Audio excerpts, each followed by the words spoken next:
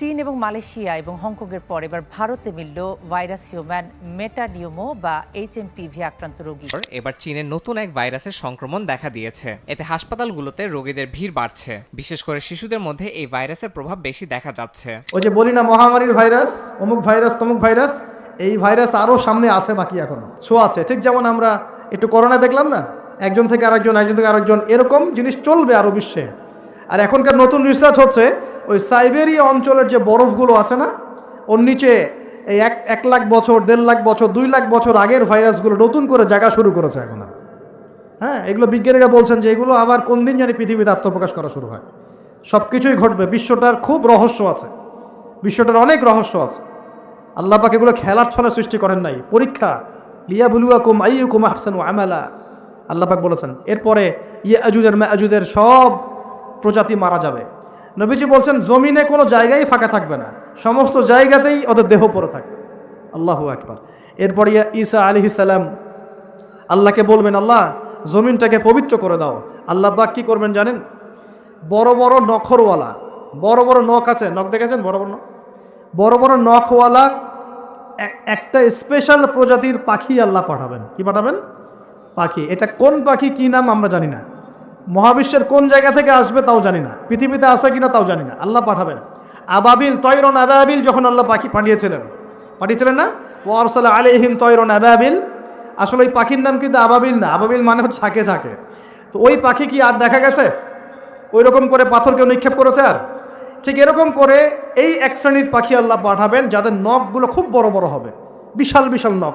এই নখগুলো দিয়ে তারা দেহগুলোকে উঠাবে, উঠিয়ে নিয়ে কোথায় যে ফেলে দেবে আল্লাহ ভালো জানেন। সুবহানাল্লাহ, আল্লাহু আকবার। আল্লাহ পাক বিশ্বে কত কি বাকি রেখেছেন এখন।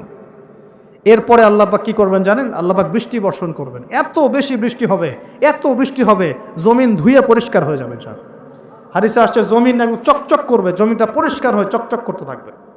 এরপরে কারণ ওই ভাইরাস তো ধুইতে হবে না, ভাইরাসকে ধুয়ে সাফ করতে হবে। তারপরে ঈসা আলাইহিস সালামের সময়ে বলা হচ্ছে, তার সময়ে একটা ডালিম দেখেছেন কিনা? আনার ডালিম। এই ডালিমের যে খোসা হয় না, এই ডালিমের খোসার নিচে একটা পুরো পরিবার আশ্রয় নিতে পারবে। কি বুঝলেন? এত বড় বড় ফল হবে, এত বরকত হবে জমিনের মধ্যে। কখন বরকত হয়? যখন একটা জনপদের অধিবাসীরা আল্লাহর সামনে আত্মসমর্পণ করে, তখন আল্লাহ বরকত দেন। আমরা কি আত্মসমর্পণ করছি? এই জন্যই তো অর্থনৈতিক মন্দা চলছে। এমনি নাকি? সুদ খাচ্ছেন, দিব্যি ঘুষ খাচ্ছেন, দুর্নীতি করছেন, জেনা করছেন, মানুষের সম্পদ আত্মসাৎ করছেন, মাপে কম দিচ্ছেন, আবার নামাজও পড়ছেন, মাশাআল্লাহ। তো বরকত কোত্থেকে আসবে?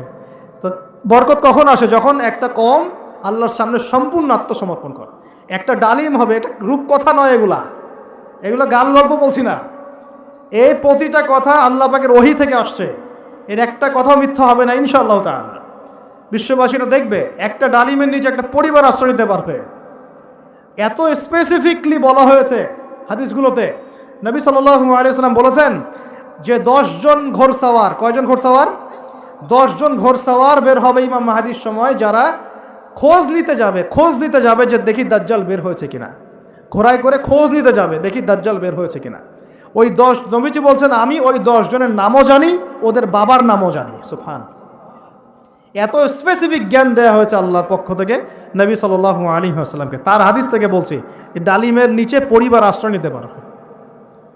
তো অনেকে হয়তো হাসবে, কি বলে একটু উল্টা কথা, তাই না? নাস্তিকরা মনে করতে পারে যে হাসবে, আরে হাহারি এক দিয়ে রেখে দেবে। এখন মানুষ ফেসবুকের মতো চিন্তা করে, ফেসবুকের মতো হাসে, ফেসবুকের মতো কাঁদে। মানুষ এখন রোবটিক হয়ে গেছে আর। ঠিক আছে, আচ্ছা। তো এরপর কি? এরপরে বরকতের এই সময়টা শেষ হয়ে যাবে কখন? যখন মানুষ আবার সেই জেনা, পাপ, শিরিক, কুফর এগুলোতে লিপ্ত হবে। আল্লাহ রাসূল বলছেন এমন একটা মানুষও বাকি থাকবে না, একটা মানুষও না যে খালি লা ইলাহা ইল্লাল্লাহ কালিমাটা পড়তে জানে, এমন একটা মানুষও বাকি থাকবে না। বলেন নাউযুবিল্লাহ।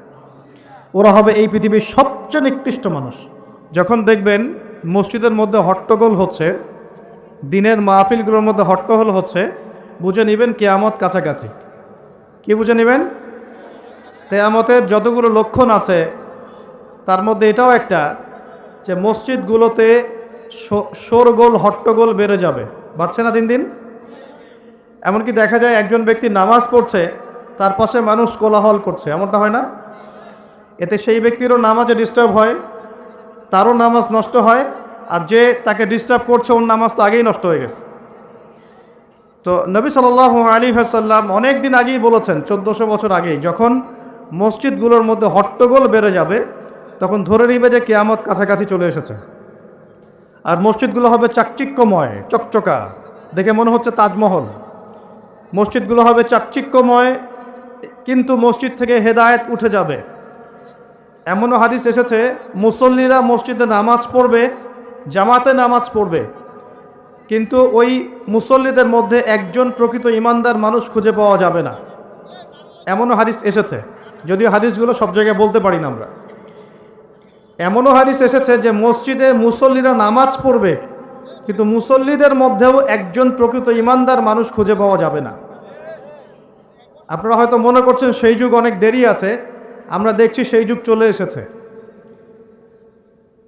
ইবাদত বন্দেগীর জীবনে এখন মানুষ নামাজি হয়েছে, আর অর্থনৈতিক জীবনে গিয়ে সুদখোর হয়েছে, হয় নাই? ইবাদত বন্দেগীর জীবনে মানুষ নামাজ পড়ছে, মাশাআল্লাহ, রোজা রাখছে, জাকাত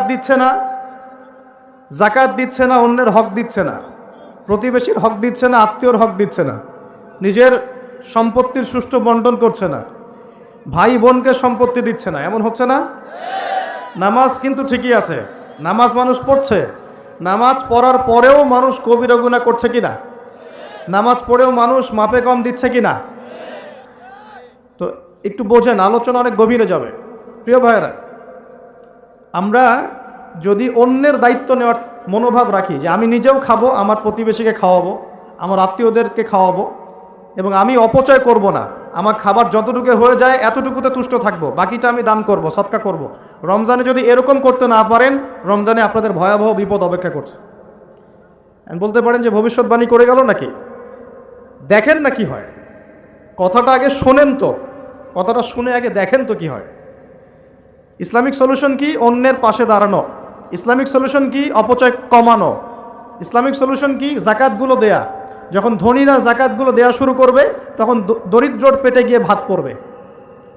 ধনীদের সম্পদে যে জাকাত আছে, এই জাকাতগুলো যখন আপনারা সুষ্ঠুভাবে বন্টন করবেন, তখন গরিবের পেটে ভাত পড়বে। শুধু এইসব তন্ত্রমন্ত্র আর খাতা কলমের ইকোনমিক্স দিয়ে সমাজে শান্তি প্রতিষ্ঠা হবে না। খাতা কলম বইপত্রের অর্থনীতি দিয়ে সমাজে শান্তি প্রতিষ্ঠা হয় না, বরং সমাজে কি হয়? পুঁজিবাদ হয়। পুঁজিবাদ কি জিনিস? ধনী দিন দিন ধনী হতে থাকবে, এক শ্রেণীর মানুষের কাছে ধন সম্পদ কেন্দ্রীভূত হতে থাকবে, এক শ্রেণীর নির্দিষ্ট একটা শ্রেণীর কাছে ধন সম্পদ কুক্ষিগত হতে থাকবে, বাকিতে রক্ত চুষে চুষে এরা বড়লোক হবে। এখন এই সবার রক্ত চোষা সুদভিত্তিক অর্থনীতি চলছে সারা বিশ্বে। এগুলো খাতা কলমের অর্থনীতি। বাস্তবের অর্থনীতি এমন হওয়া উচিত, ধনী যারা আছেন তাদের সম্পদের যে জাকাত আসবে, এই জাকাতটা দরিদ্রদের মধ্যে বন্টন করতে হয়। যদি এটা করতে পারতেন, সমাজের সবাই 3 বেলা খেতে পারতো, না খেয়ে মরতো না কেউ। কে শুনবে কার কথা? এগুলো তো বললেও সমস্যা, করলেও সমস্যা। কারণ আমরা বললে হয়ে যাব ধর্মান্ধ, আর যদি মুসলিমরা করে তারা হয়ে যাবে সন্ত্রাসী। আশ্চর্য একটা অবস্থা। সারা বিশ্বে যারা একনিষ্ঠভাবে ইসলাম পালন করতে চায়, ওদেরকে সারা বিশ্বে মৌলবাদী বলে প্রচার করা হয়েছে। অথচ সমাধান কিন্তু এখানেই। এই যে আমার হাতে যে কিতাবটা দেখছেন, এই কিতাবের মধ্যে আল্লাহ পাক সমস্ত বিষয়ের সমাধান নাজিল করেন নাই? এটা মুখে বলছি আমরা, ঠিক। কয়জন বিশ্বাস করে কথা? কয়জন সত্যি মন থেকে বিশ্বাস করে যে আল কোরআনুল কারীমে সত্যি সত্যি আল্লাহ পাক সমস্ত বিষয়ের সমাধান নাজিল করেছে? আজকে জুমার দিনে সূরা কাহফ পড়তে হয়, তাই না? এই সূরা কাহফের 54 নম্বর আয়াতে, কত নম্বর? 54 নম্বর আয়াতে আল্লাহ পাক বলছেন, ওয়ালাকাদ সাররাফনা ফি হাযাল কুরআন লিন-নাস মিন কুল্লি মাসাল। আল্লাহ বলেছেন, দেখে নিন, আল্লাহ বলছেন নিঃসন্দেহে, নিঃসংকোচে, অবশ্যই আমি এই কোরআনের মধ্যে শুধু মুসলিমদের জন্য নয়, পুরো মানব জাতির জন্য সমস্ত বিষয় ব্যাখ্যা করেছি। আল্লাহ পাক বলেছেন শুধু মুসলিমদের জন্য, পুরো মানব জাতির জন্য যত বিষয় প্রয়োজন আমি আল্লাহ এই কোরআনের মধ্যে ব্যাখ্যা করেছি। কে বলেছেন? আল্লাহ কি মিথ্যা কথা বলেন? তার রাসূল কি মিথ্যা কথা বলেন? তাহলে আমাদের মানতে সমস্যা কোথায়? মানতে কি সমস্যা? এই যে বললাম, যদি আমরা ইকোনমিক সেকশনে সমৃদ্ধি চাই, একটা স্টেবিলিটি চাই, অবশ্যই জাকাত ইম্পোজ করতে হবে। জাকাত ছাড়া অর্থনৈতিক সাম্য আসবে না। মনে করেন বাংলাদেশে মনে করেন যে 1 কোটি মানুষের উপরে জাকাত ফরজ। কথার কথা বলছে, কথার কথা। এই 16 কোটি 20 কোটি মানুষের মধ্যে মনে করেন 1 কোটি মানুষের উপর জাকাত ফরজ হয়েছে। আছেন এমন মানুষ? জাকাত মানে কি? কত পার্সেন্ট দিতে হবে সম্পদের? 2.5%। 100 টাকায় 2.5 টাকা, এই তো। আচ্ছা, এখন 1 কোটি টাকায় এই টাকাটা কি ছোট না বড়? আর এটা একজনের হিসাব করলাম, যদি এরকম আমি 1 লাখ মানুষের হিসাব করি কত টাকা আসবে? এই টাকা দিয়ে আপনি কি করতে পারবেন? নিঃসন্দেহে আপনি দরিদ্র মানুষের সেবা এটা কাজে লাগাতে পারবেন। জাকাতের যে 8টা খাত আছে না? কটা খাত? 8টা খাতে সুষ্ঠু বন্টন করলে দেখবেন সমাজে একটা গরিব মানুষও থাকবে না ইনশাআল্লাহ। সবাই খেয়ে পরে বাঁচবে ইনশাআল্লাহ। এই কাজটা করবে কি? কে উদ্যোগ নেবে? আচ্ছা, এই জাকাত কি শুধু 1 বছরই আসবে না প্রতি বছর আসবে? এই জিনিসগুলো বুঝতে হয়। ইসলাম শুধু আমরা এই গতানুগতিক মুখস্থ করে পড়লেই হবে না, কোরআন সুন্নাহকে বাস্তবে প্রয়োগ করতে হবে। আল্লাহ পাক সে তৌফিক দান করুন। রমজান মাসে অবশ্যই অপচয় কমিয়ে দিবেন, প্রতিবেশী আত্মীয়দের খোঁজ নেবেন, নিজের যতটুকুতে হয়ে যায় এর বেশি খরচ করতে যাবেন না, অন্যের জন্য ওটা সাদকা করে দিবেন, সদাকা করে দিবেন। আর কি করবেন? জাকাত দিবেন। জাকাত দিলে আরও 10-20টা মানুষ না খেয়ে মরবে না, ওরা খেয়ে পরে বাঁচবে ইনশাআল্লাহ। এর উপর আছে সাদাকাতুল ফিতর, আছে না? সাদাকাতুল ফিতর আমরা দেই। এগুলো আল্লাহ পাক কেন দিয়েছেন? এগুলোকে আল্লাহ পাক শুধু ইবাদতের জন্যই দিয়েছেন? এগুলো করলে তো নেকি হয়, আল্লাহ সন্তুষ্টি পাওয়া যায়, দুনিয়াতেও সাম্যের অর্থনীতি প্রতিষ্ঠা হয়, এই কারণে দিয়েছেন আল্লাহ। আল্লাহ পাক এমনি এমনি দিয়েছেন নাকি? এই যে আপনি 5 ওয়াক্ত নামাজ পড়ছেন, নামাজ পড়লে তো নেকি হচ্ছেই, আধ্যাত্মিকত্ব পাচ্ছেন, আল্লাহ সন্তুষ্টি পাচ্ছেন, আপনার শরীরও ভালো থাকবে ইনশাআল্লাহ। থাকবে না? আপনি অজু করছেন, অজু করলে নেকি হয় না? গুনাহ ঝরে যায় না? একই সাথে আপনি বিভিন্ন রোগ ব্যাধি থেকে বেঁচে থাকবেন ইনশাআল্লাহ। আপনি পরিষ্কার পরিচ্ছন্ন আছেন। প্রত্যেকটা কাজের পিছনে দুনিয়াবি উপকারিতাও কি আছে? আছে না? এই জাকাত ভিত্তিক অর্থনীতির মধ্যে এই দুনিয়াবি উপকারিতা আছে। আমি বলে আছে যে ট্রল নিয়ে, সমালোচনা নিয়ে, একে অপরের গীবত নিয়ে, কে কার পিছনে লাগবে, কে কাকে অনলাইনে ধুয়ে দিবে, এগুলোই কাজ হয়ে যাচ্ছে দিন দিন। এই কাজগুলোর মধ্যে ভালো কাজগুলো ঢাকা পড়ে যাচ্ছে। ভালো কাজ যে হচ্ছে না তা নয়, কিন্তু ভালো কাজগুলো এই কাজগুলোর মধ্য দিয়ে ঢাকা পড়ে যাচ্ছে। এটা আপনারা বুঝতে পারছেন না। এই চলছে। তা আমাদের এই মানসিকতা পরিবর্তন করার দরকার নাই? কোরআন সুন্নাহ কি খালি এখানে থাকবে, আমরা তেলাওয়াত করব এই জন্যই, নাকি বাস্তবে প্রয়োগ করতে হবে? এই রমজান মাসে নিয়াত করেন। আসন্ন রমজান কেন কথা বলছি? কারণ রমজান কিন্তু বেশি দিন নাই। কয়দিন আছে? 1 মাস 1.5 মাসও বাকি নেই। আপনাকে প্ল্যান করতে হবে, আধ্যাত্মিক পরিকল্পনা করতে হবে যে রমজান সামনে আসছে, এই রমজানে ইনশাআল্লাহ আমি আল কোরআন পুরোটা খতম দেবো ইনশাআল্লাহ। রমজান মাস আসার আগেই 5 ওয়াক্ত নামাজ আমি শক্ত করে ধরবো, যেন রমজানে আমি 5 ওয়াক্ত নামাজ জামাতে পড়তে পারি। রমজান মাস আসার আগেই কোরআন তেলাওয়াত যদি করতে না জানি, তেলাওয়াত করা শিখে নিতে হবে ইনশাআল্লাহ। রমজান আসার আগেই নিয়াত করে নিব যে এই রমজানে ইনশাআল্লাহ আমি প্রত্যেক দিন তারাবি জামাতে পড়বো ইনশাআল্লাহ, এবং খতম তারাবি পড়বো ইনশাআল্লাহ। রমজান মাসে যারা কোরআন আরবি জানি টুকটাক আমরা ভাঙ্গাচোরা, আমরা কোরআনটাকে শুরু থেকে শেষ পর্যন্ত অর্থসহ পড়বো ইনশাআল্লাহ। রমজান মাসে প্রত্যেক দিন কমপক্ষে একজন মানুষকে আমি ইফতার করাবো ইনশাআল্লাহ। রমজান মাসে আমি আমার জাকাতগুলোকে দিয়ে দিব ইনশাআল্লাহ। রমজান মাসে বেশি বেশি দান সদকা করবো ইনশাআল্লাহ। রমজান মাসে বেশি বেশি তাসবিহ তাহলিল হবে, জিকির আজগার হবে, আল্লাহর কাছে দোয়া করব, রোজা রেখে সমস্ত হারাম পাপ থেকে বেঁচে থাকবো ইনশাআল্লাহ। রমজানে শুধু সৎ কাজের আদেশ করব, অসৎ কাজে নিষেধ করব, নিজে আমল করব, পরিবারে প্রতিষ্ঠা করব ইনশাআল্লাহ। প্রত্যেক দিন 5 ওয়াক্ত নামাজ হবে, প্রত্যেক দিন মসজিদে নামাজের পর তালিম হবে ইনশাআল্লাহ। এভাবে পুরো রমজানটাকে উৎসবের উৎসাহে অতিবাহিত করার নিয়াত আগে করতে হবে। আল্লাহ পাক তৌফিক দান করুন। তো এখানে সবচেয়ে বড় বাধাটা হয় দুনিয়াবি ব্যস্ততা। এই জন্য রমজানের আগেই দুনিয়াবি ব্যস্ততাগুলো কমিয়ে আনতে হবে।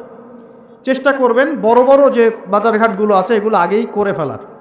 আর আমি তো বলেই দিলাম যে দাম কিন্তু ওই সময় বাইরে যাবে। যদি এখন সামর্থ্য থাকে করে ফেলেন, সামর্থ্য থাকলে করে ফেলেন। আর যাদের সামর্থ্য কম তাদের জন্য কি হবে?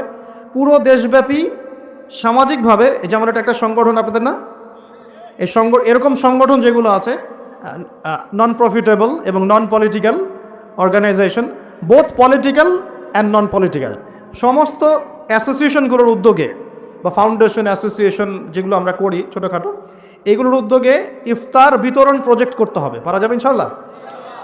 যে যাদের সামর্থ্য আছে সামর্থ্যবানদের টাকা পয়সাগুলো কালেক্ট করে যারা দুস্থ দরিদ্র অসহায় মানুষ তাদের বাসায় বাসায় 1 মাসের বাজার পৌঁছে দিতে হবে ইনশাআল্লাহ। পারা যাবেন ইনশাআল্লাহ? এই কাজগুলোর মধ্য দিয়ে দেখবেন আল্লাহর রহমত বরকত নেমে আসছে ইনশাআল্লাহ। এই যে বললাম 5 কোটি মানুষ কিন্তু কম নয়, ওদেরকে খাওয়াতে হবে, তো খাওয়াতে হবে না? তাহলে এই আমাদের খাবারটাকে বন্টন করে ভাগ করে নিতে হবে। নিজের খাবারটা সবার সাথে কি করতে হবে? ভাগ করে নিতে হবে। এটা কি ইসলামের সৌন্দর্য না? এটা আল্লাহর হুকুম না? নবীর সুন্নত নয় কি? আল্লাহ নবীর বাসায় যদি কেউ আসতেন খাবারের জন্যে, তার বাসায় যদি দুটা খেজুর থাকতো, সে একটা খেজুর তিনি দিয়ে দিতেন, 2টা খেজুর দিয়ে দিতেন না? একদিন এক ভদ্রলোক, সাহাবী বলতে পারি আমরা তাকে, তিনি এসে খাবার চেয়েছেন। নবী সাল্লাল্লাহু আলাইহি ওয়াসাল্লাম তার সমস্ত স্ত্রীদের ঘর খুঁজে একটা খেজুর পান নাই। চিন্তা করতে পেরেছেন? তারপর তিনি বলেছেন, তোমাদের কার কাছে কি আছে নিয়ে আসো। এরপর নবী সাল্লাল্লাহু আলাইহি ওয়াসাল্লামের সাহাবীরা যার ঘরে যা ছিল অল্প অল্প করে নিয়ে আসা শুরু করলো। দেখা গেল যে মসজিদ নববীর বারান্দায় খাবারের স্তূপ হয়ে গেল একটা। মাশাআল্লাহ। এই যে একের বিপদে সবাই এগিয়ে আসা, এটা ইসলামের সুন্নত, এটাই নবীর সুন্নত। রমজান মাসে এই জিনিসটা চর্চা করতে হবে, আল্লাহ পাক তৌফিক দান করুন।